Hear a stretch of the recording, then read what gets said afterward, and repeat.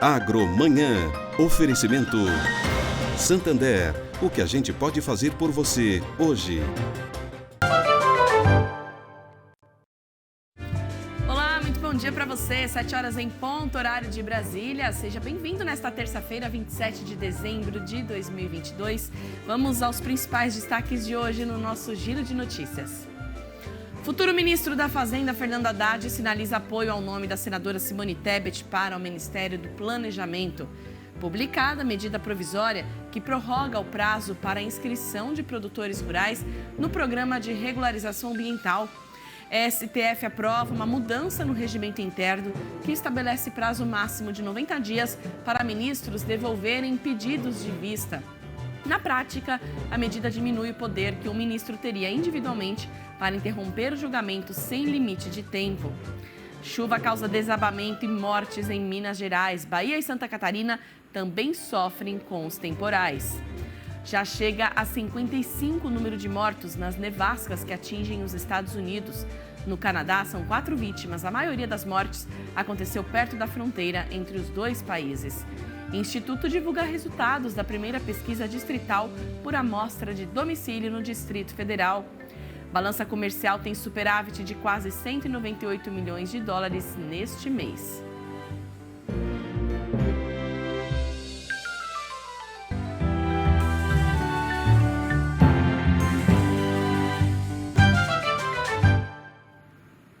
E a expectativa está em torno do nome do futuro ministro da Agricultura no governo Lula.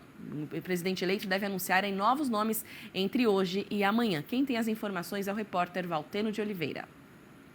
A expectativa é que o presidente Lula anuncie nas próximas horas o nome do senador Carlos Fávaro, do PSD de Mato Grosso, como o futuro ministro da Agricultura. Ele é do meio, foi presidente da AproSoja, a Associação dos Produtores de Soja e Milho do Mato Grosso. O estado é um campeão mundial de grãos. De cada 10 toneladas de soja que são colhidas no país, 6 vêm do Mato Grosso, então o setor vê com otimismo. Agora, há também algumas preocupações. Como vai ficar essa estrutura do Ministério da Agricultura? Será mesmo desmembrado em dois, como o Ministério da Agricultura Familiar e também de combate à fome, Secretaria de Pesca? Então, esse desenho precisa ser anunciado e saber qual poder terá mesmo o ministro da Agricultura. O orçamento, por exemplo, nós já vimos que ele é bastante aquém das necessidades para o ano que vem. Carlos Fávaro sabe disso, briga no Senado e terá 2 grandes desafios: garantir a segurança jurídica no campo e não permitir interferências do governo na chamada regulação do agro. Deixar que o agro crie e produza, como está acontecendo no Brasil, exportando, gerando super safras, inclusive no meio dessa crise toda, a previsão é que o Brasil colha no ano que vem mais de 300 milhões de toneladas de grãos. Boa sorte ao futuro ministro da Agricultura.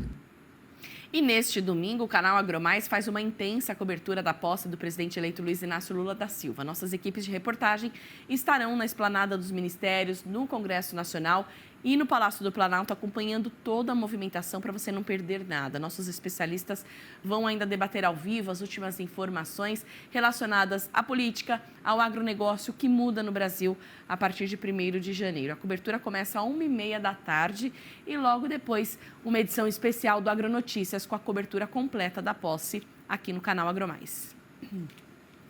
E a 4ª semana de dezembro começou com um resultado positivo. A balança comercial teve superávit de quase 198 milhões de dólares. Os dados foram divulgados pela Secretaria de Comércio Exterior do Ministério da Economia. Agora, em dezembro, o resultado chegou a mais de 2 bilhões de dólares. Nas 4 primeiras semanas, a média diária das exportações teve uma alta de 12,3%. O setor agropecuário, a indústria de transformação e a extrativa também tiveram um aumento expressivo neste mês. As importações subiram em comparação com a média diária. Os produtos agropecuários importados, por exemplo, cresceram quase 7%. E a competitividade da carne de frango vem crescendo frente às concorrentes. Vamos acompanhar as informações aqui no telão. carne de frango vem registrando desvalorização em dezembro, enquanto as carnes bovina e suína apresentam altas.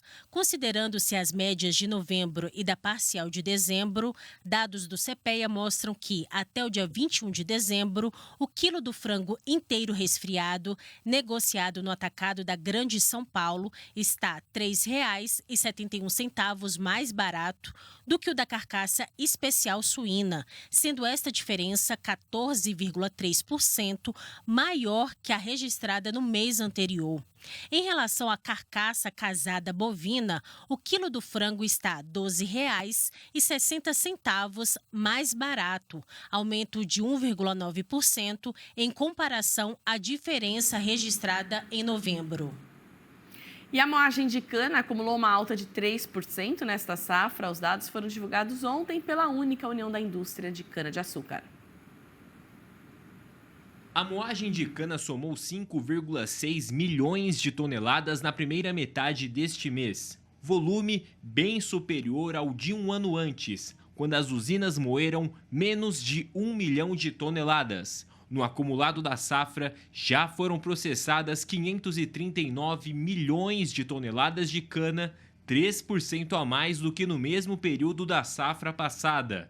A recuperação da produtividade agrícola garantiu o crescimento da moagem. Um levantamento do Centro de Tecnologia Canavieira, com 71 usinas, mostrou que o rendimento da colheita no campo aumentou 13% em comparação com a safra passada, para quase 71 toneladas por hectare. A produção de açúcar acumula alta de aproximadamente 4% nesta safra, tendo alcançado 33 milhões de toneladas. Já a produção de etanol cresceu mais de 2% para 27 bilhões de litros. E o governo confirmou a mudança de prazo para adesão ao programa de regularização ambiental. O texto define que o órgão ambiental responsável pela gestão do tema, geralmente de competência estadual, deverá convocar os proprietários rurais que terão até 180 dias para assinar o termo de compromisso com o Programa de Regularização Ambiental. Até então, a data final de adesão era 31 de dezembro deste ano. Com a alteração, o prazo fica em aberto, cabendo ao órgão ambiental competente convocar os produtores que já fizeram a inscrição no Cadastro Ambiental Rural, pré-requisito para a realização do PRA. Segundo o Ministério da Agricultura, 51% das propriedades rurais com cadastro ambiental rural solicitaram adesão ao programa. Atualmente, 13 estados e o Distrito Federal possuem legislação própria sobre os programas. 6 estados têm ferramentas tecnológicas para implantar o PRA. Não há dados disponíveis sobre o número de termos. E a gente vai saber agora como está o desenvolvimento das lavouras no início desta safra 22-23 para alguns estados. Quem fala sobre o monitoramento agrícola é Candice Santos, superintendente de informações de agropecuária da Conab, a Companhia Nacional de Abastecimento. Nós publicamos semana passada, o boletim de monitoramento agrícola. Ele é um boletim complementar ao acompanhamento de safra que a gente faz todo mês, além do resumo semanal, que é o acompanhamento semanal. Então, conforme o boletim de monitoramento publicado semana passada, ele teve um aspecto que ele avaliou um período, que foi do dia 1º até o dia 21 de dezembro. Então, ele é baseado no acompanhamento agrometeorológico, bem como o acompanhamento espectral, que são dados via satélite. Tá, Simone? Então, a gente teve até o dia 21 uma caracterização da presença de uma zona de convergência do Atlântico Sul, que isso promoveu uma faixa, podemos dizer assim, uma faixa de precipitações na região central do país, passando pela parte norte até ali a região do sudeste. Então, Minas Gerais, Mato Grosso do Sul, Goiás, parte do Mato Piba. Então, foi caracterizado por um maior volume de precipitações, diferentemente da região sul. que a região sul ela foi caracterizada por um déficit de precipitações, principalmente a região do Rio Grande do Sul, a fronteira oeste do Rio Grande do Sul, parte do Paraná, região oeste do Paraná e oeste de Santa Catarina. Foi as regiões onde tiveram maior déficit de precipitações, e isso foi o que a gente chamou a atenção nesse boletim de monitoramento agrícola. E isso tem, de certa forma, já impactado, né, as lavouras, o desenvolvimento das lavouras de milho, primeira safra, bem como o estabelecimento das lavouras de soja, ali naquela região noroeste, Alto do Uruguai, Missões, no Rio Grande do Sul, como também o oeste do Paraná e o oeste de Santa Catarina. 7h10, horário de Brasília. Está chegando a hora da nossa conexão com o Band News TV, momento em que unimos os 3 canais aqui simultaneamente com o Cassius já nos anunciando. Está aqui na nossa tela, eu não estou ouvindo ainda o Cassius, acho que ele está começando a nos anunciar, então vou pedir para a nossa produção para a hora aqui correta. Agora sim. Lilian Munhoz, muito bom dia para você, minha colega de plantão, Pedro nos abandonou. O que você traz, então, de destaque para a gente do mundo agro? Bom dia. Oi, Cassius, muito bom dia. Na verdade, Cassius, eu vou te abandonar a partir de amanhã, viu? O Pedro volta, eu estava aqui, todo esse plantão de Natal, trabalhamos bastante, a gente está aqui nessa semana que a gente faz muitos balanços, né? Então, o Pedrinho volta amanhã aqui na sua companhia, mas que bom que deu para a gente se encontrar para desejar aqui um feliz ano novo para você e para todo mundo, né? Vamos falar, então, de balanço, né? Eu vim conversando sobre isso com a Mayara Bastianello e eu trago para vocês o seguinte, que olha, para 2023, está sendo estimada aí uma ampliação de até 12% nas exportações de carne suína, 5% para carne de frango e até 10% para os ovos. Boa projeção aí para o setor de proteína animal, né? Tudo isso para o próximo ano, segundo a BPA, que é a Associação Brasileira de Proteína Animal. Vamos acompanhar. Para as exportações de carne suína, é esperado uma ampliação de até 12% no comparativo com o resultado de 2022. De acordo com a Associação Brasileira de Proteína Animal, esse incremento se deve à retomada do consumo da China e à abertura de novos mercados, como Canadá e México, que é a principal novidade para 2023. Temos a boa novidade, que é a novidade que vai se efetivar no ano de 2023, que é o mercado mexicano. Um sonho da suinocultura brasileira, ter acesso àquele mercado, que é um dos 3 maiores importadores e consumidores de carne de suíno do ano, tem hoje possibilidade de começar a vender, que deve acontecer no início de 2023. É por isso que se projeta um crescimento de 12%, baseado especialmente nesses 3 fatores. A retomada de consumo da China em patamares normais, mas superiores ao que acontecia antes da peste suína africana, a abertura do Canadá e a abertura do México. Também é esperado um aumento para as exportações de carne de frango, podendo chegar a até 5% de crescimento se comparado com 2022. Este resultado é esperado por causa da expectativa gerada no Brasil em atender outros países que estão sendo atingidos pela influenza aviária.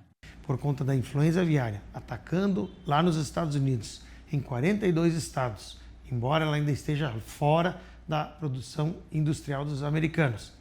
Atacando na Europa, em vários países, e também estando no Japão e outros países da Ásia, isso faz com que as pessoas tenham expectativas menores do que aquelas que elas fariam em tempos normais. Isso, acumulado com um custo de produção elevado, faz com que o Brasil seja chamado, e o Brasil, então, está se preparando para poder colaborar com o aumento das exportações, sem deixar faltar carne na mesa dos brasileiros. Para o mercado de ovos, também é projetado crescimento de até 10% nas exportações, alcançando a casa das 11 mil toneladas. Aumento puxado pelo preço do dólar e também pela demanda relacionada à influenza aviária. Em 2023, nós devemos ter o crescimento das exportações, puxados especialmente pelo preço do dólar e essa oferta que deve começar a se recuperar no mercado interno. A gente vê que o Brasil está buscando chegar a 1% da sua produção para exportação. Há indústrias hoje focadas na exportação, mas o episódio mundial de influenza aviária, infelizmente, hoje vigendo nos países do hemisfério norte, principalmente na Europa, Estados Unidos, faz com que países que importavam ovos daqueles países que hoje têm influenza aviária comecem a buscar no Brasil mais esse produto.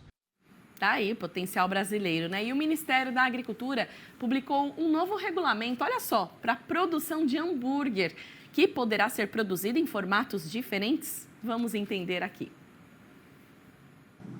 A ação da portaria de número 724, feita nesta segunda-feira, traz as novas normas do Regulamento Técnico de Identidade e Qualidade para hambúrguer produzido em frigoríficos monitorados pelo Serviço de Inspeção Federal, o CIF.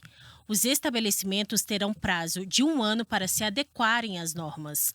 O novo regulamento não vale para o hambúrguer produzido em açougues, supermercados e estabelecimentos registrados e fiscalizados que não integram o SISB, Sistema de Inspeção de Produtos de Origem Animal.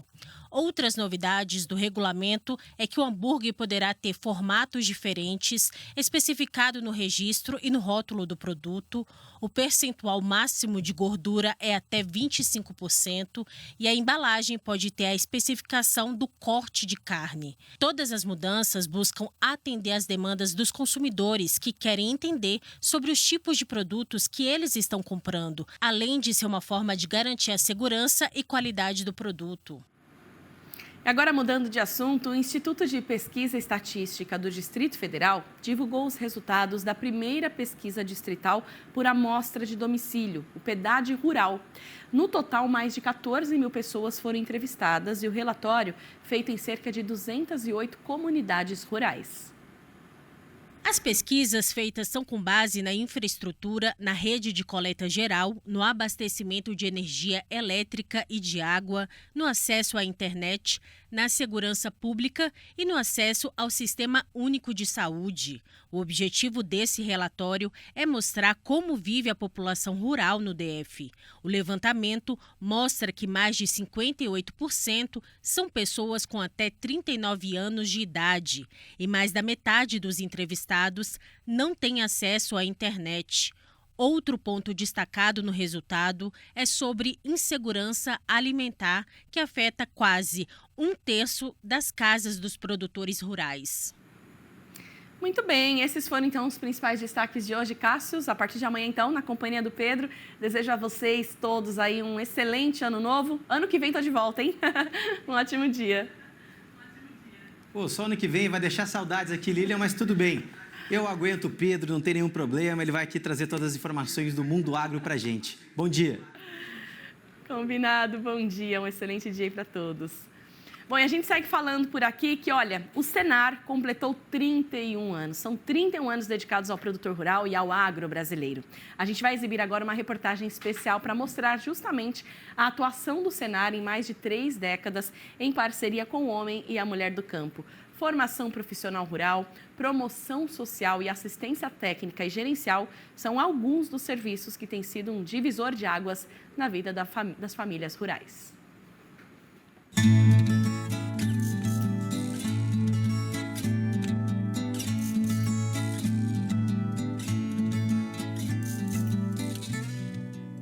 Quando a gente anda, chega em cada propriedade, quando fala o nome do Senar, praticamente todos os produtores conhecem, pois já fizeram o curso ou já receberam algum tipo de assistência do Senar. Então, o Senar aqui na nossa região, ele tem sido determinante para o desenvolvimento do agronegócio. Esse sentimento de transformação, de melhoria no campo é uma unanimidade pelo país, seja na formação profissional, na promoção social ou na assistência técnica e gerencial, oferecida a mais de 200 mil propriedades rurais desde 2014, com 2 milhões de visitas técnicas. A assistência do Senar é um modelo inovador, com acompanhamento mensal do manejo, produção e gestão, tudo para melhorar a renda e a vida das famílias rurais. Só com a orientação do técnico, a gente dobrou a nossa produção de 30 sacas para 70 sacas por hectare. E o resultado é esse aqui que vocês estão vendo.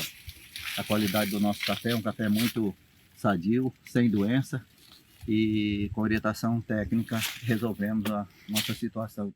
A assistência técnica e gerencial do Senar também chega aos produtores por meio do projeto FIP Paisagens Rurais e do programa AgroNordeste. Para os produtores atendidos, essa orientação amplia horizontes.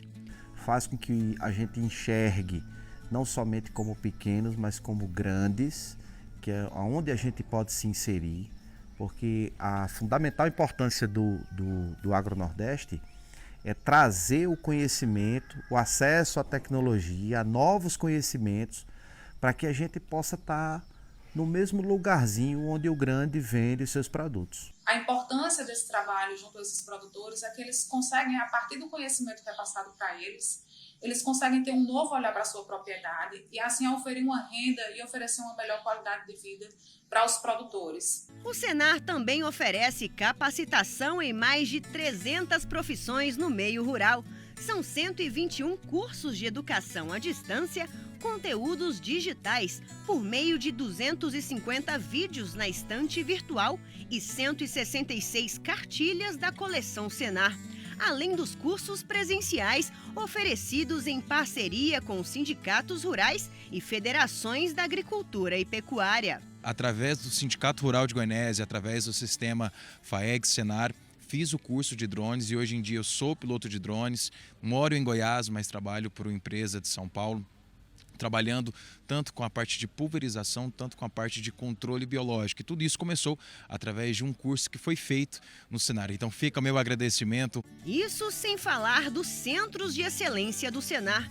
Um em Campo Grande, Mato Grosso do Sul, de bovinocultura de corte, e o de Juazeiro, na Bahia, de fruticultura. Também são destaque os cursos técnicos em zootecnia, em fruticultura, em agronegócio e o mais novo, técnico em floresta. A formação técnica me proporcionou trabalhar diretamente com o produtor rural, levando assistência técnica de qualidade, conhecimento, inovação e transformando a vida desses produtores rurais. Outra atuação importante do Senar é o CNA Jovem, considerado um dos maiores programas de desenvolvimento de lideranças do agro. Foi realmente um marco aí na minha vida, na minha carreira, onde eu pude ter um melhor autoconhecimento, proporcionando aí a reformulação do meu propósito de vida, que foi fundamental para mim desenvolver projetos que me levaram ao destaque, e esse destaque me proporcionou a oportunidade de integrar o sistema FAEG-Senar, onde eu estou como analista sindical e um grande responsável por esse resultado, com certeza, foi o Senar. Durante os 31 anos de atuação, o Senar, além de levar conhecimento e inovação para o campo, tem promovido ações sociais voltadas para a saúde da população rural. Graças a Deus que a gente tem esse programa, que tem esses exames que está ajudando a gente, né? E não deixa falhar o que a gente está precisando. Em parceria com os produtores, o Senar tem trazido cada vez mais tecnologia e inovação para o campo, consolidando a sustentabilidade na agropecuária brasileira. Tudo isso com geração de emprego e renda, melhorando a vida de milhares de famílias. Hoje a gente tem uma casinha, estamos melhorando lá a casa da cidade. Comprei um pedaço de terreno mais aqui, com o dinheiro do mel, então tudo melhorou. A gente conheceu as abelhas, tem uma vida mais doce, deixa a gente mais unidos. E hoje eu tenho esse sonho realizado. A melhora de vida, para mim, melhorou bastante. A gente vivia uma vida sofrida. E hoje, graças a Deus, a gente tem melhorado bastante. Eu sou muito feliz por isso.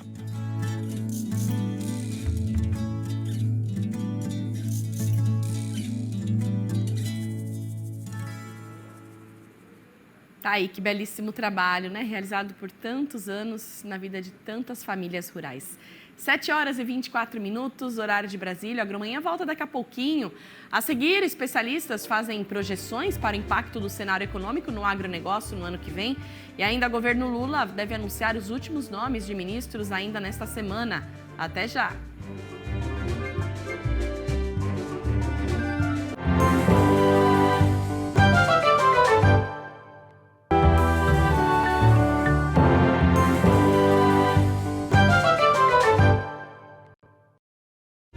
Estamos de volta aqui com o nosso Agromanhã, transmissão simultânea no Terra Viva e também no Agro Mais. Agora são 7h28. Para você que está chegando com a gente, seja bem-vindo, seja bem-vinda. Vamos a mais um giro de notícias. China anuncia fim da quarentena obrigatória para quem chega ao país. A medida estava em vigor desde o início da pandemia e deixará de ser válida a partir da segunda semana de janeiro. Futuro ministro da Fazenda, Fernando Haddad, sinaliza apoio ao nome da senadora Simone Tebet para o Ministério do Planejamento. O Supremo Tribunal Federal aprova mudança em regimento interno que estabelece prazo máximo de 90 dias para ministros devolverem pedidos de vista. Chuva causa desabamento e mortes em Minas Gerais. Bahia e Santa Catarina também sofrem com os temporais. Na última semana do ano, vamos conferir como estão as estimativas para o agronegócio em 2023.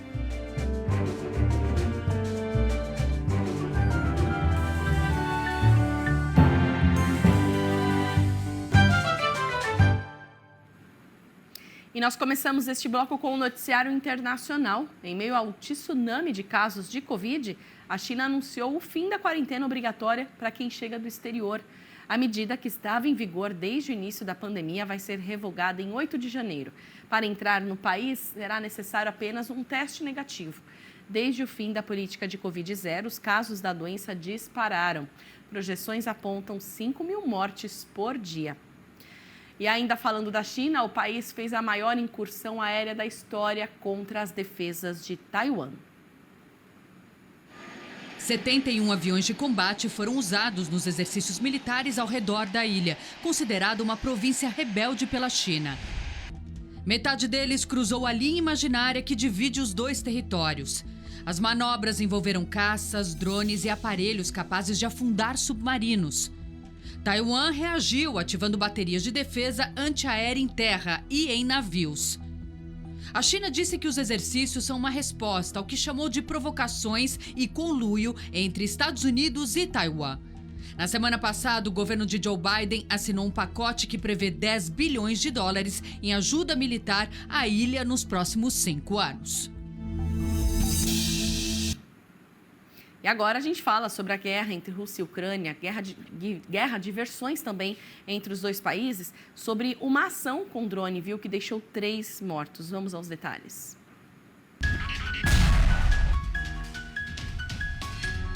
Estilhaços de um drone atingiram uma base aérea russa que fica a cerca de 800 quilômetros de Moscou, num ponto estratégico. O exército russo afirma ter abatido o equipamento no ar. A Força Aérea Ucraniana não reivindicou o ataque, mas disse que era consequência do que Moscou está fazendo contra Kiev. No sábado, véspera de Natal, a Rússia fez uma série de bombardeios na cidade de Kherson.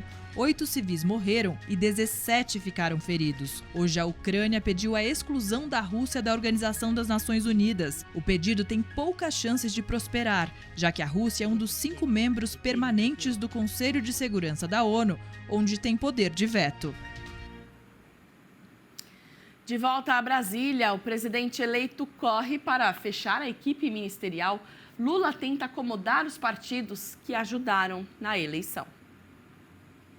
O presidente eleito só tem mais 5 dias para escolher quem vai ocupar 16 ministérios que ainda estão indefinidos. As primeiras levas atenderam a demandas internas do PT e de aliados de primeira hora como o PSB, além de indicações técnicas, como foi o caso da saúde. Lula deixou para a etapa final as vagas que serão destinadas a outros partidos, de olho principalmente na futura base de apoio do governo no Congresso. A escolha deve contemplar pelo menos 2 ministérios para 3 siglas: PSD, União Brasil e MDB. A grande expectativa é com o destino de Simone Tebet, depois que ela perdeu a área social para o petista Wellington Dias e o meio ambiente, que deve ficar com Marina Silva. Tebet passou o Natal em Campo Grande e só estará em Brasília nesta terça. Mas o MDB já fez chegar a Lula que a senadora pertence à cota dele. A legenda quer emplacar mais 2 nomes: o senador eleito Renan Filho nos transportes e uma indicação da bancada da Câmara para cidades. Com relação ao PSD, 2 nomes são dados como certos: os senadores Carlos Fávaro na Agricultura e Alexandre Silveira em Minas e Energia. União Brasil deve ter o deputado federal Elmar Nascimento na integração nacional e mais um outro indicado. Os acertos são feitos pessoalmente por Lula, que voltou a Brasília nesta segunda. O presidente está conduzindo os encaminhamentos para que a gente possa conduzir esses anúncios e dar posse a todas as ministras e ministros no dia 1º de janeiro. Lula teve uma longa reunião com o futuro ministro da Fazenda, Fernando Haddad. Entre os temas tratados, a possível indicação de Tebet para o planejamento, que tem perfil mais liberal e poderia se chocar com o modelo mais desenvolvimentista de Haddad. Lula sabe disso, quer a senadora na equipe ministerial e está em busca da melhor solução. O que já é dado como certo é que Randolfo Rodrigues será o líder do governo no Congresso. Jacques Wagner ficaria com a liderança no Senado e o deputado José Guimarães na Câmara. E o esquema de segurança para a posse do presidente eleito Lula será reforçado após a descoberta de um plano de atentado em Brasília. Uma reunião está marcada para esta terça entre o futuro ministro da Justiça e o governador do Distrito Federal. O grupo antibomba da Polícia Federal fez uma varredura no hotel onde o presidente Lula está hospedado em Brasília. Nada foi encontrado depois das ameaças de ataques terroristas na capital do país e da prisão de um suspeito no fim de semana. A segurança, que já seria grande para a posse do presidente Lula e do vice Geraldo Alckmin, será ainda mais reforçada e com mudanças no roteiro. As alterações no cerimonial da posse de Lula serão discutidas nesta terça-feira entre o futuro ministro da Justiça, Flávio Dino, e o governador do Distrito Federal, Ibanez Rocha. O roteiro oficial prevê que Lula e a mulher Janja desfilem em carro aberto desse lado da esplanada, por cerca de 1,5 km a partir da Catedral até o Congresso. Esse percurso é o que exige mais atenção, porque a multidão se concentra dos dois lados da esplanada. Em 2003, por exemplo, quando Lula assumiu o primeiro mandato, um homem rompeu o cordão de isolamento e abraçou o presidente. Nas redes sociais, Flávio Dino afirmou que a posse presidencial ocorrerá em paz, que todos os procedimentos para fortalecer a segurança serão reavaliados e o combate aos terroristas e arruaceiros intensificado. Todo o efetivo da Polícia Militar e Civil do Distrito Federal, junto com cerca de 2.000 soldados e agentes, mais 750 policiais federais, vão atuar no monitoramento e revista do público em pelo menos 2 cordões de isolamento ao longo da esplanada. Na Praça dos Três Poderes, o esquema também será reforçado. Nesse domingo, por exemplo, houve uma falha. Um grupo de indígenas furou o bloqueio da segurança e chegou até a Marquise do Supremo. Depois de negociação com a PM, eles deixaram o local pacificamente. Mais tarde, 10 pessoas foram presas nas proximidades do tribunal, com pedras e estilingue. Outra preocupação da equipe de Lula é com os manifestantes que estão acampados no QG do Exército, que fica a cerca de 8 quilômetros da esplanada. Até agora, nada foi definido sobre a retirada deles do local. A expectativa é que pelo menos 300 mil pessoas participem da posse de Lula. E o futuro ministro da Fazenda, Fernando Haddad, sinalizou nesta segunda-feira que apoia o nome da senadora Simone Tebet para o Ministério do Planejamento. A congressista tem reunião prevista com o presidente eleito Luiz Inácio Lula da Silva para discutir eventual nomeação na pasta. Haddad afirmou que os nomes anteriormente sondados para a pasta acabaram sendo indicados para outras funções no governo. Eu acho que a conversa deve acontecer essa semana, né? Até me perguntaram sobre isso, né? Porque eu participei até a semana passada de algumas sondagens. A imprensa chegou a divulgar que, quando o presidente me perguntou sobre o perfil do ministro do Planejamento, eu entendi, isso 3 semanas atrás, que a gente devia sondar ex-governadores que tinham arrumado a casa. E nós tínhamos muitos governadores nessa situação. Rui Costa, Wellington Dias, Camilo Santana, o próprio Jorge Viana, que estava sendo sondado para vir para a esplanada, e o Renan Filho, que nem do PT é, mas eram governadores que tinham boas equipes de planejamento.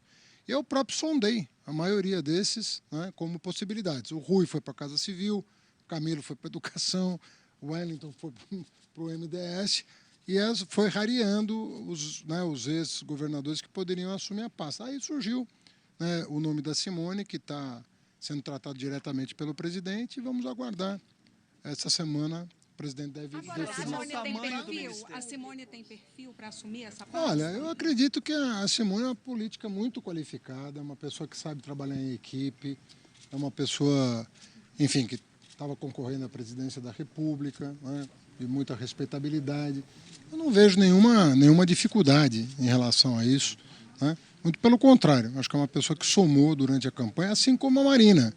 Eu fui patrocinador da aproximação do presidente Lula e da Marina, assim como ajudei a patrocinar a chapa com o Alckmin. Eu acho que a gente ampliar faz bem, não perdendo de vista o programa que foi aprovado. Eu não obtive essa informação de que ela tenha pedido bancos públicos. Mas o senhor concorda?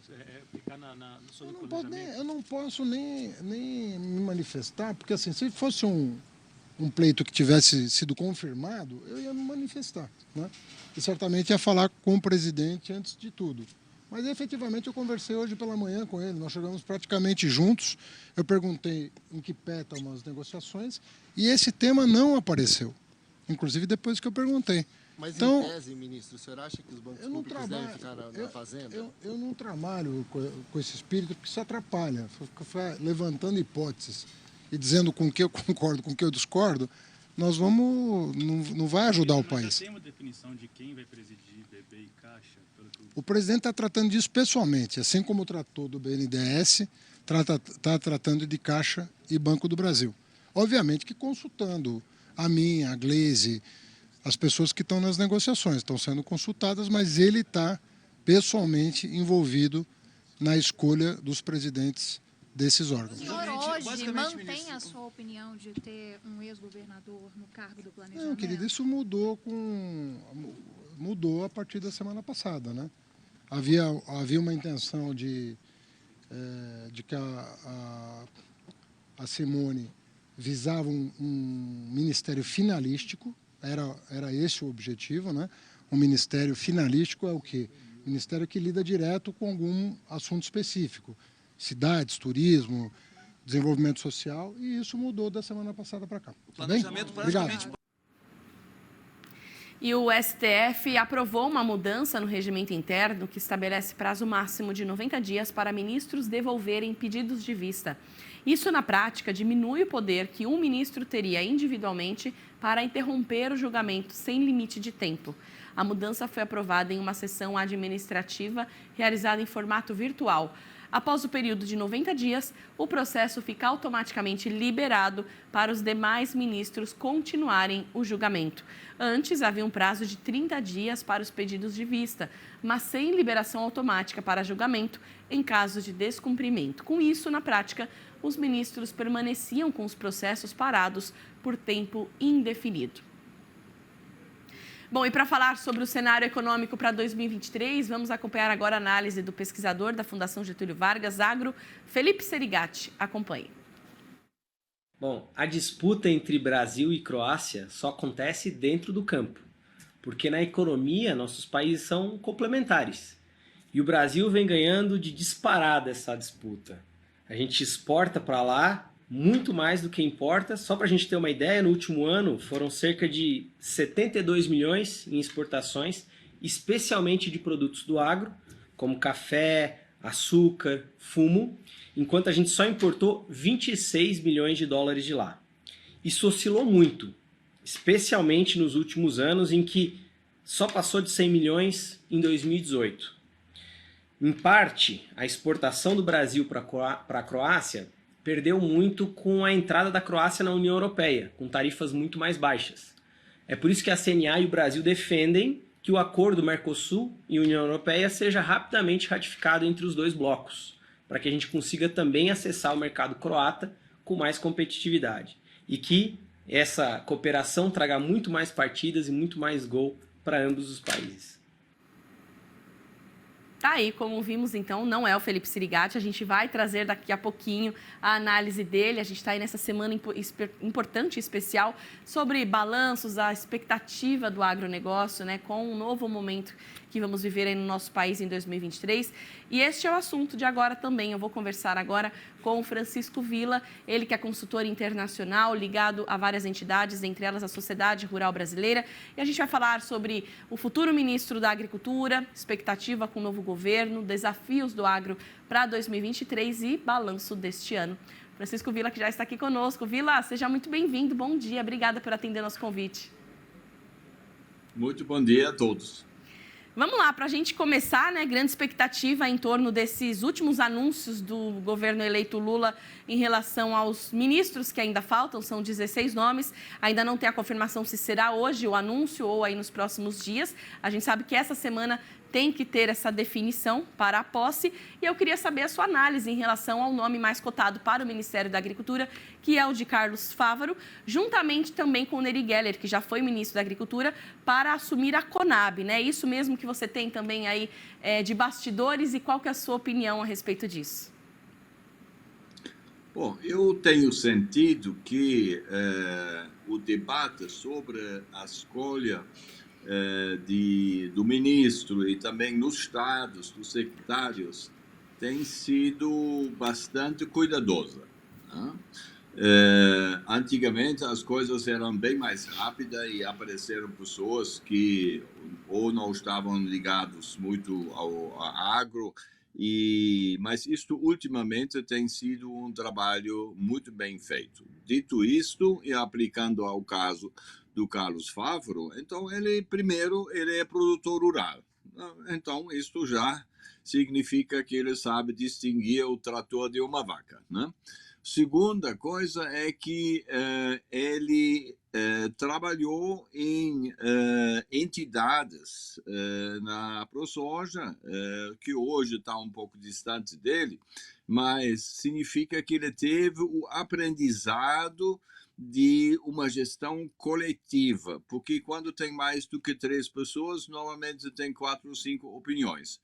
E nessas grandes entidades isso ocorre frequentemente. Então, eu acho que, porque uma parte da ProSoja achava que ele não deveria ter apoiado a candidatura do presidente Lula. Bom, então cada um tem a sua visão política, etc. Isto, para mim, por exemplo, pessoalmente, é um fator positivo, porque ele vai ter facilidade de conviver com os outros ministérios se ele já tem uma abertura, digamos, para esse novo governo. Ainda por cima, tendo o Neri Geller, que eu conheço muito bem no seu tempo de ministro, então eu não vejo nenhuma única preocupação com a boa conduta dentro desse novo contexto político que nós temos, que é diferente dos últimos 4 anos, onde nós sempre tivemos uma ministra extraordinária, mas eu tenho certeza que os dois, o Fávaro e o Geller, vão fazer um bom trabalho. É verdade, porque são pessoas também aí que conhecem o setor, como você disse, né, Villa? E isso é importantíssimo, né? Que possa ali, de fato, mostrar as necessidades do agro, né? Dentro, fora da porteira também, para que a gente consiga ter um agro cada vez mais forte e tem esse perfil também de diálogo, né? Afinal de contas, ele como senador, a articulação política também é muito importante para a imagem do agro e também para garantir a segurança jurídica. E eu queria tocar nesse ponto com você, né? A questão da segurança jurídica que a gente tanto fala. Precisamos ter uma legislação que atenda em várias frentes, né, o nosso setor. E essa é uma das preocupações do agronegócio com o governo eleito, seja em questões envolvendo demarcação de terras indígenas, seja com questões envolvendo o MST. Como que você vê também, né, essa articulação hoje, a importância da segurança jurídica no agro?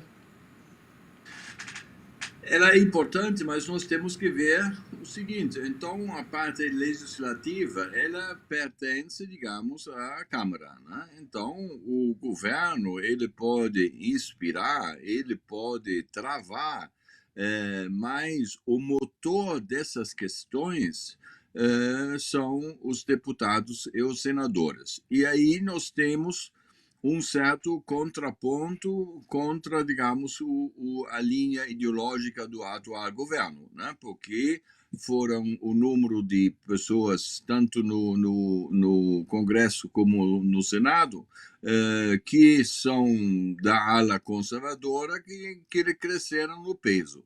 Então, eles podem ou exigir do governo que o governo faça, digamos, uma proposta que eles depois vão trabalhar, ou isto existe em democracia qualquer, eles mesmos elaboram um conjunto de leis e normas e obrigam o governo para se manifestar dentro de um preço razoável sobre esta questão. Novamente, com este equilíbrio que nós temos fora do Ministério, com o equilíbrio que nós temos com as duas pessoas sobre as quais já falamos dentro do Ministério, eu vejo isto como um bom caminho, mas digo desde já que não é uma questão fácil, né? Se tivesse fácil, já teria feito lá tempos atrás. Mas eles vão fazer porque também a tecnologia ajuda, a comunicação hoje é melhor, os drones fazem trabalho que antigamente não podiam ser feitos. Então, estou bem positivo com isto, que isto dentro de 4 anos seja feito. Muito bem. Qual o balanço que você faz deste ano, Vila? A gente teve aí um ano muito desafiador, né? Seguido desses 2 últimos anos de pandemia, agora a guerra entre Rússia e Ucrânia, que trouxeram aí um cenário de muita volatilidade para o mercado, em termos do mercado de insumos, aquele receio dos produtores, aumentando o custo de produção, mas, ao mesmo tempo, preços firmes aí para as commodities. A gente está nessa produção nova. Como que você vê, né, o balanço desse ano? O que a gente pode esperar para o ano que vem, em termos de geopolítica? Como que você vê o clima, né, ajudando também a nossa produção? Bom, como dizem, uma imagem vale mais do que 1000 palavras. Se eu for avaliar o número de garrafas de champanhe que os meus amigos do agro tomaram comigo, na minha presença ou comigo, então o ano não deve ter sido muito ruim, né? Antes, pelo contrário, se nós formos ver, digamos, a produção em si, tanto no volume como depois no faturamento, inclusive o crescimento abismal nas exportações e para vários países, não só para a China. Claro que a China sempre cresce mais, está na imprensa o tempo todo, mas outros países também. E aí a sua pergunta tinha 2 partes, que relativamente ao futuro. No futuro é espetacular, porque é o seguinte, aqui entre nós, falando friamente, sem o coração no meio, né? Quanto mais bagunça tem na Rússia e na Ucrânia, e juntamente com o problema climático no hemisfério norte, que é a Europa, que é parte da China, que é parte dos Estados Unidos, então a oferta de produtos rurais tem uma tendência de reduzir. Enquanto isto, a demanda pelo aumento da renda, etc., vai aumentar. E o único país grande, a Argentina, pode ajudar, alguns países africanos podem ajudar, Uruguai pode ajudar, mas o que eles ajudam é quase uma sobremesa apenas. Tá? Mas o Brasil está na condição, já hoje, sem fazer grandes saltos, para imediatamente atender este leque entre a oferta e a demanda internacional. Então, nós vamos ter um ano muito bom. Naturalmente, nós temos que ter um pouco cuidado com os preços, porque os preços, como nós sabemos aqui no Brasil, quando vamos comprar nossa comida, eles estão num limite máximo. Por outro lado, os insumos continuam aumentar e o frete, tanto nacional, por causa do custo de energia, como internacional, os fretes de navios, aumenta também. Então, nós, produtores, temos que focar o que eu chamo na margem. Então, nós temos que aumentar todas as oportunidades de produtividade no nosso processo e também inspirar as pessoas antes e depois da porteira para fazer a mesma coisa, porque no futuro, como já falamos em outras conversas, o lucro é sistêmico, é é a cadeia produtiva que tem um lucro e cada um tem a sua participação do lucro, e o nosso é mais ou menos 24, 25, 26% o lucro. Então, quer dizer, em termos físicos, não temos problema. O único problema são os custos e os preços e as nossas margens, mas cada vez mais entrando os jovens com os aplicativos e as informações são melhores, então nós temos aqui uma reserva para aumentar a nossa produtividade e com isso também nós conseguimos manter a nossa margem. Essa é a minha previsão para 2023 e 24, 25 também, porque o negócio lá da Rússia vai demorar mais um pouco. E, para concluir, então, nós temos um trigo que nós vamos poder produzir no Nordeste. Então, daqui a pouco, o clássico importador de trigo, que é o país Brasil, vai exportar trigo também. Exatamente, e a gente fica muito feliz, né, com essa grande safra que tivemos, com essa possibilidade de ampliarmos e dependermos menos das importações, e o trigo que é uma cultura tão importante, da mesma forma como temos ampliado também soja, milho aí nesses últimos anos, últimas décadas.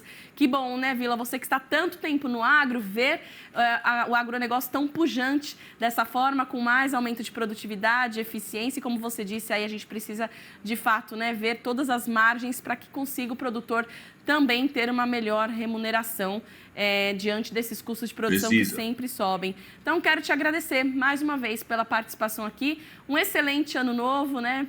Tudo de bom, que 2023 traga muitos frutos para você. E aí eu queria sua mensagem final, então, aqui, para a gente finalizar a nossa entrevista.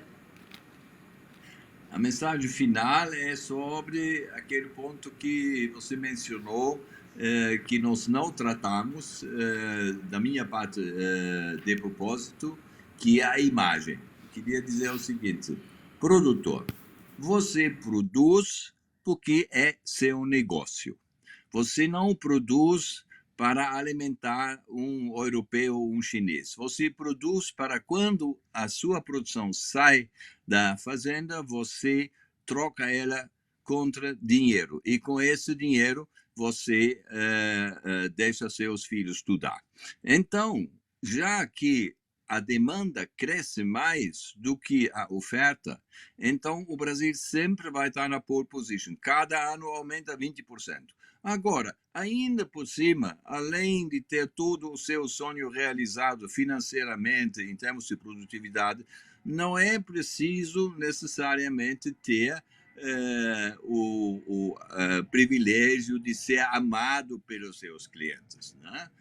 O produtor é fantástico. Não, você é um business partner. Como quando você vai comprar um carro, você também critica lá o revendedor, a marca, etc. Não levam a sério esta coisa de dizer que ninguém gosta do agro. Não precisa gostar. Já que todo mundo, todo dia, come a produção do agro, isso já é muito bom. E ainda por cima, o Tejon uma vez fez uma entrevista lá em São Paulo. Isso é fake news, não é que ninguém gosta do agro. Todo mundo está achando isso muito bom. Só que não é preciso bater sempre nessa tecla, porque senão, de repente, vai ter alguns camaradas que aproveitam, vão falar mal do agro. Essa é a minha mensagem. Então, está tudo bem, vamos produzir bem, os preços vão se manter, as margens têm que ser defendidas, e a imagem, quem trabalha bem, quem produz um produto básico que todo mundo precisa usar todos os dias, então está no coração das pessoas. Tá aí, muito bem. A gente comunicando, né, que tantas coisas boas que o agro faz, a gente vai conseguindo também mudar um pouco, porque o conhecimento faz com que as pessoas também tenham aí o respeito e se apaixonem pelo agro. Vila, muito obrigada mais uma vez. Um excelente ano novo, até a próxima, 2023, vem muito mais por aí e a gente sempre conta com você. Obrigado, Lino, e a sua equipe. Forte abraço. Obrigada, um abração. Muito bem, e antes aqui da entrevista com o Vila, eu mostrei uma entrevista também com uma outra pessoa que era o coordenador de inteligência e defesa de interesses da CNA, o Felipe Espanhol. E agora sim a gente vai acompanhar a análise do outro Felipe Serigati, que é pesquisador da FGV Agro. O que os agentes da economia estão lendo, estão esperando para principalmente 2023? Infelizmente, nós temos observado uma deterioração das expectativas. Em outras palavras, esses agentes, ao olharem para 2023, eles estão olhando com um otimismo menor do que eles estavam ao longo do terceiro trimestre de 2022. Diversos motivos podem explicar isso, Seja um cenário externo mais turbulento, seja os desafios que estão apresentados agora para 2023, seja também alguma frustração de expectativa. A gente viu isso no mercado, principalmente a partir da segunda quinzena de novembro, com relação à política econômica do novo governo, mas não é apenas as expectativas do lado dos produtores, dos empresários, que a gente tem informação. A gente também tem esse mesmo termômetro, só que do lado dos domicílios, o índice de confiança do consumidor. E aqui, o que esses índices têm trazido para nós? De um lado, claramente, no agregadão, você está tendo uma deterioração das expectativas dos domicílios, dos consumidores. No entanto, ao desagregar esse número, tem um fenômeno bem interessante. Os domicílios de renda mais alta estão apresentando uma deterioração de expectativa mais intensa do que os domicílios de renda mais baixa. Na realidade, os domicílios de renda mais baixa até têm melhorado a sua expectativa com relação a 2023. De qualquer forma, provavelmente essa expectativa, essa leitura de cenário que tem atingido principalmente os empresários, que no final das contas são eles que vão determinar o tamanho que vai estar a nossa economia, quantos pós-trabalhos novos serão criados, quantos pós-trabalhos serão mantidos, quanto de matéria-prima será adquirida, quanto de contrato de crédito será realizado. Os empresários é que realizam ali a produção, essa expectativa deles menor, em geral, acaba se concretizando. E mesmo aqueles grupos que até o momento ainda não têm sentido esse vento desfavorável, ou pelo menos não está tão sensível a essas informações, infelizmente, provavelmente essa realidade também chegará. De qualquer forma, nós estamos iniciando o ano de 2023, por esses indicadores, na média com uma expectativa menos otimista do que esses mesmos indicadores estavam indicando lá no terceiro trimestre de 2022. Tá aí, seguiremos acompanhando suas análises, Felipe Serigati. Obrigado também sempre pela participação. 8 horas em ponto, a gente vai para mais um rápido intervalo. Na volta você vai ver a previsão do tempo para todo o país. E ainda a Emater faz mutirão agroflorestal em São Sebastião e a gente mostra em instantes.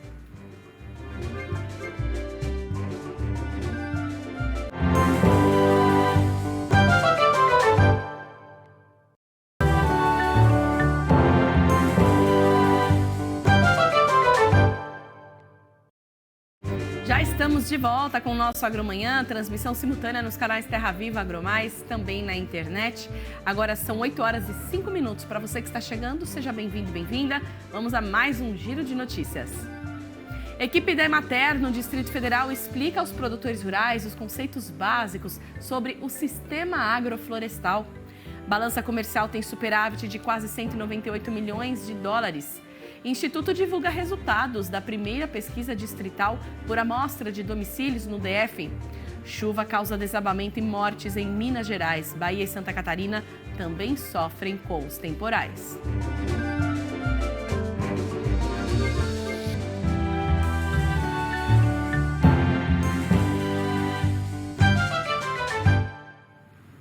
E a Emater realizou um mutirão agroflorestal em São Sebastião, a 30 quilômetros de Brasília.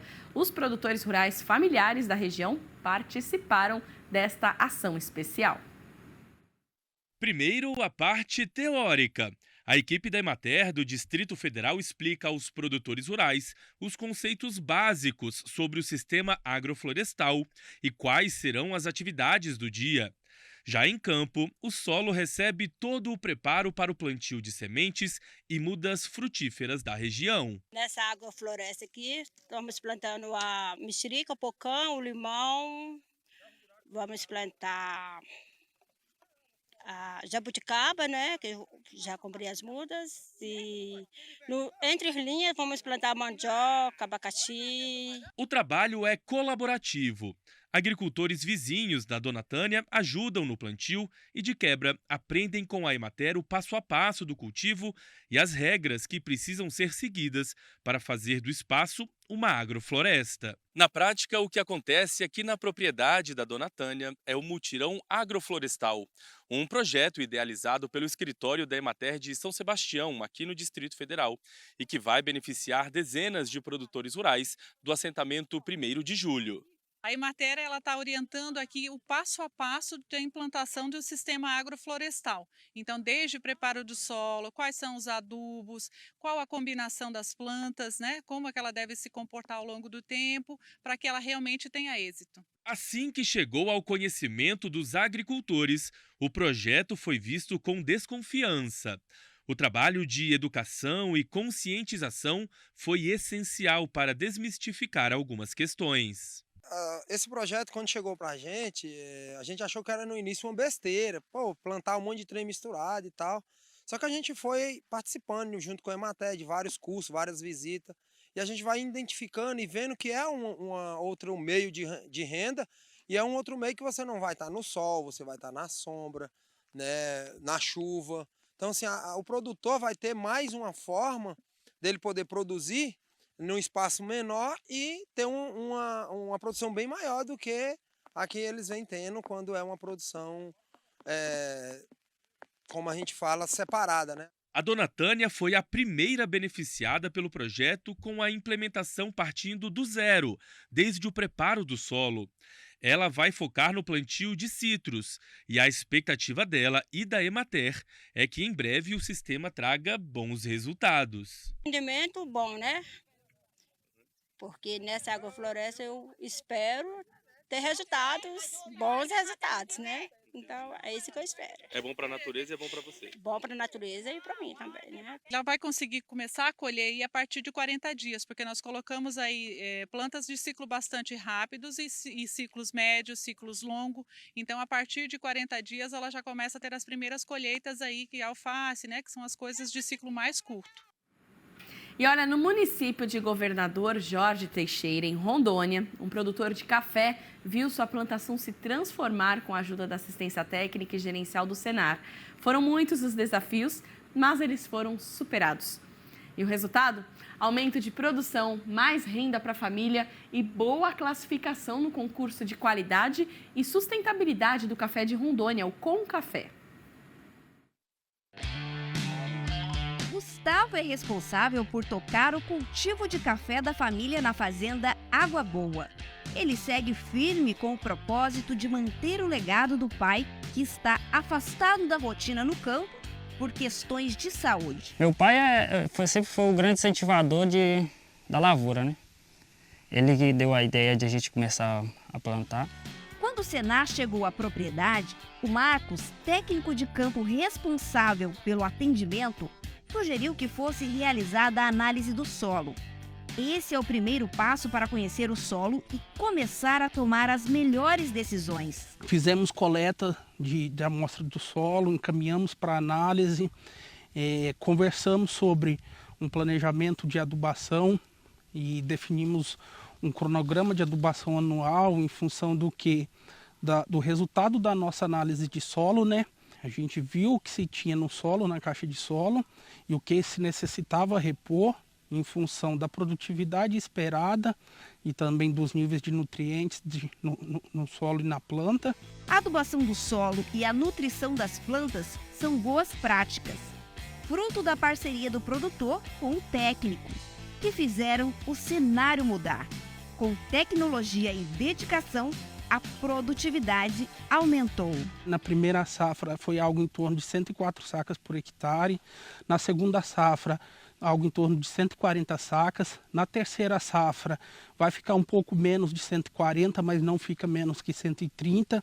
Então a gente tem uma estabilidade de produção, né, tem uma produtividade muito boa e além disso, além dessa produtividade, dessa produção, o poder de comercialização dos produtores melhorou bastante. A família se animou e decidiu aprimorar os conhecimentos. Gustavo fez um curso do Senar de classificação e degustação de café, que foi fundamental para participar do concurso de qualidade e sustentabilidade do café de Rondônia, o Concafé. O resultado foi 81,75, pontuação que o classificou como café especial. E é claro que teve um registro do seu Edivaldo, pai do Gustavo, feliz da vida com a participação, que teve o incentivo do técnico de campo. Com a ajuda dele a gente conseguiu ter uma nota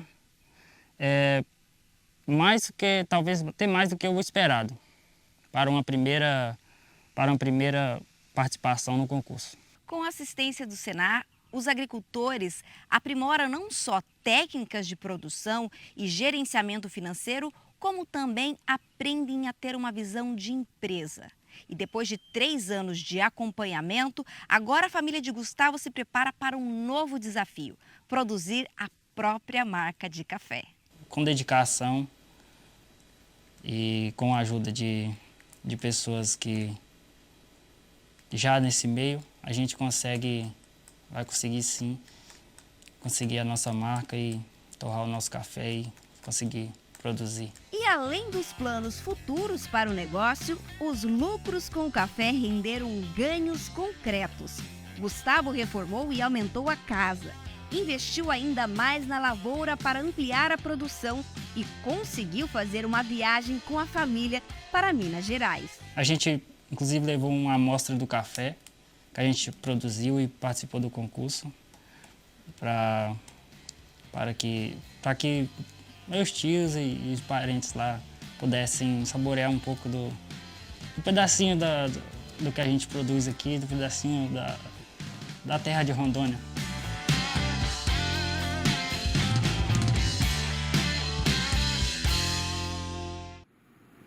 E já chega a 55 o número de mortos nas nevascas que atingem os Estados Unidos. No Canadá são 4 vítimas. A maioria das mortes aconteceu perto da fronteira entre os dois países. Eduardo Barão, nosso correspondente, traz as informações. Foi o Natal que muitos americanos vão tentar esquecer. A tradicional ceia em família foi esvaziada. Em muitos lugares, a neve acumulada chegou a impedir que a porta de casa fosse aberta. Já são 4 dias seguidos de ventos polares, atingindo o centro e o leste dos Estados Unidos. A sensação térmica chegou a ser de 50 graus negativos. Com milhares de voos atrasados, os planos do feriado foram trocados por muita paciência, em saguões lotados nos aeroportos. Motoristas surpreendidos pela nevasca ficaram presos dentro dos carros, aguardando por socorro que nem sempre chegou a tempo. 130 migrantes recém-chegados aos Estados Unidos foram deixados perto da casa da vice-presidente americana Kamala Harris, em Washington, onde as temperaturas seguem baixas. O grupo estava em 3 ônibus que teriam sido enviados ao local pelo governo do Texas. Mais de 1,5 milhão de pessoas seguem sem energia elétrica, o que tem prejudicado o aquecimento nas casas. O estado de Nova York foi o que teve o maior número de vítimas da nevasca. Homens da Guarda Nacional, usando motos de neve, passaram a segunda-feira procurando por sobreviventes na cidade de Buffalo, que faz fronteira com o Canadá. O país vizinho também sofre com as nevascas. Foi proibido circular de carros em estradas que seguem cobertas de gelo. Autoridades devem começar a liberar as vias, que estão bloqueadas desde a semana passada. Que situação terrível, né? E agora a tragédia das chuvas aqui no Brasil. Em Minas Gerais, mais 5 pessoas morreram durante os temporais. Os bombeiros passaram o dia trabalhando para tentar encontrar o garoto de 12 anos. O adolescente desapareceu na noite de Natal, depois que um barranco soterrou pelo menos 4 casas na cidade de Antônio Dias. Famílias inteiras foram soterradas bem na hora da confraternização. 3 mulheres morreram. O último corpo de uma jovem de 18 anos foi encontrado hoje dentro de uma das casas. 11 pessoas foram resgatadas com vida. 2 continuam internadas em estado grave. Em Grão-Mogol, no norte de Minas, uma mulher de 34 anos e a filha dela de 9 morreram depois que o carro em que elas estavam foi arrastado pela água. Na cidade de Pouso Alegre, no sul do estado, a chuva deixou ruas alagadas. Os bombeiros chegaram a usar um barco para ajudar os moradores. 12 pessoas que estavam ilhadas, entre elas uma idosa de 98 anos, foram resgatadas. Estão amarrados com corda lá e a água querendo levar eles, pra você ver. Já em Itajubá, uma casa desabou. Por sorte, os moradores conseguiram escapar. Em Teófilo Otoni, o muro de um cemitério desabou e levou lama e um caixão para dentro de uma casa. Pelo menos 13 pessoas morreram desde o início do período chuvoso em Minas. 104 municípios estão em situação de emergência, segundo a Defesa Civil. Quase 1.500 pessoas estão desabrigadas e mais de 7.000 desalojadas. Chuvas intensas também causaram inundações na Bahia. Ruas ficaram alagadas com a cheia do rio em Jequié e em todo o estado quase 200.000 pessoas já foram prejudicadas pelos temporais desde o final do mês de novembro. E vamos saber agora a previsão do tempo para todo o país. A terça-feira começa com muitas áreas de instabilidade mais ao norte do Brasil, entre o Pará e o Amazonas, mas também já tivemos chuva nesta madrugada sobre pontos dos estados de Mato Grosso e em São Paulo, próximo à região metropolitana de Campinas. A chuva agora pela manhã deve perder força sobre o estado de São Paulo, mas volta a ganhar intensidade durante o período da tarde. Na costa de Santa Catarina temos a presença de uma frente fria que avança afastada, mas ainda assim deve chegar até o estado de São Paulo até o final desta terça-feira. Possibilidade de chuva mais forte, persistente e com alto potencial para temporais nas áreas do sul de Minas, Zona da Mata, Serra Fluminense e também na região do Vale do Paraíba e a faixa leste do estado de São Paulo. Aliás, não está descartado uma chuva acompanhada de granizo e de acumulados muito expressivos. Já nas áreas entre os estados do sul do Pará, Mato Grosso e também o estado de Goiás, atenção ao volume elevado de chuva e o alto potencial de temporais. O calorão ainda se faz presente, é mais um dos combustíveis para toda essa chuvarada, já que temos diversas áreas de instabilidade em quase todos os níveis atmosféricos. A máxima prevista em Cuiabá é de 33 graus, a mesma temperatura que deve chegar à capital fluminense, 28 em São Paulo e em Porto Alegre e temperatura máxima de 31 graus no Recife. A chuva deve aumentar durante os próximos dias por conta da formação de uma zona de convergência do Atlântico Sul, a partir da noite de amanhã. A formação destas acas na noite de quarta-feira deve intensificar ainda mais a frente fria que passa sobre a costa do Sudeste e direciona muita umidade desde a região norte, passando pelos estados de Mato Grosso, sul de Goiás, Minas Gerais, São Paulo e o Rio de Janeiro. Atenção também aos volumes elevados previstos pelos próximos dias. Na capital paulista e no litoral de São Paulo, o tempo deve mudar principalmente na quinta-feira, quando chove desde cedo e o céu fica nublado, o sol praticamente não aparece e a temperatura vai cair. Agora, em áreas do norte do estado de São Paulo, centro-sul de Minas Gerais, também as áreas mais ao norte de Mato Grosso do Sul e o sul de Goiás, a chuva ganha força já a partir de amanhã, vindo acompanhada de muitos temporais e ainda prevalece assim até pelo menos o sábado.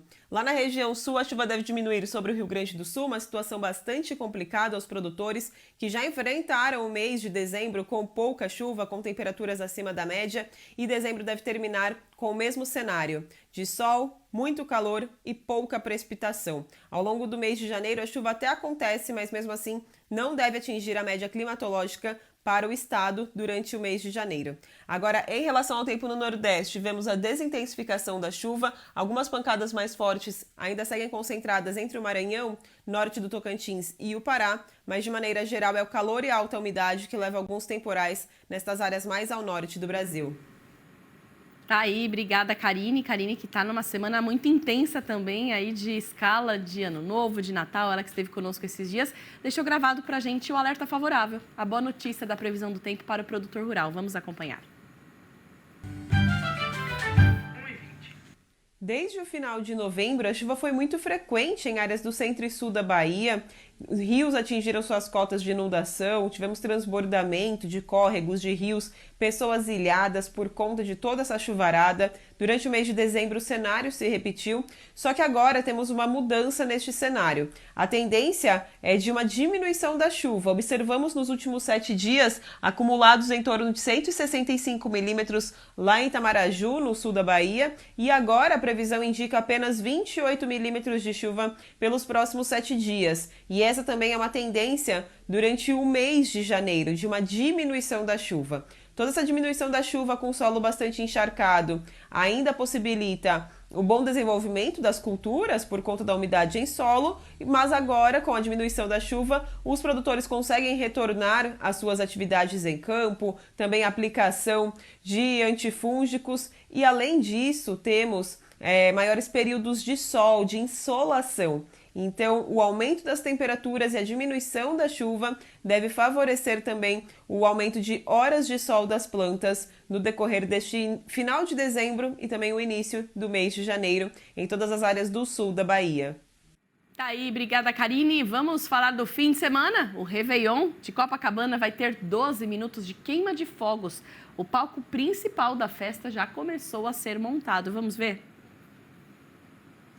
Os visitantes vão chegando e a capacidade hoteleira já está em 90% aqui no Rio. Serão 10 balsas de fogos de artifício separadas por 25 metros em toda a orla de Copacabana para o Réveillon. Com tecnologia, a queima de fogos será disparada pela primeira vez via GPS, com sincronia entre a música e o show de luzes. E o palco também está ficando preparado para essa festa e receber grandes artistas. Aonde eu tô? Isa, Zeca Pagodinho, Alexandre Pires e muito mais. São 2 milhões de pessoas esperadas no Réveillon, com 12 minutos de queimas de fogos. Assim como no Carnaval de 2020, 30 torres da Polícia Militar serão montadas para a segurança do público, além de grades que vão controlar o acesso e detectores de metais. 4 postos médicos com UTI móveis e bombeiros com drones para as ocorrências também foram anunciados. A Guarda Municipal e a Secretaria Municipal de Ordem Pública já iniciaram as ações para a virada. O trânsito para acessar Copacabana será bloqueado a partir das 7h30 da noite do dia 31 de dezembro. Apenas ônibus e táxis poderão circular. Às 10 da noite, as vias serão fechadas para qualquer transporte, com a reabertura prevista para as 5 da manhã. Aí, eu gosto bastante de queima de fogos e com essas imagens eu quero desejar a todos um feliz ano novo. A partir de amanhã você fica na companhia do Pedro Costa, mas eu volto no canal Terra Viva hoje às 11 da manhã apresentando o Dia a Dia Rural. Espero você, a gente se encontra e até o ano que vem também.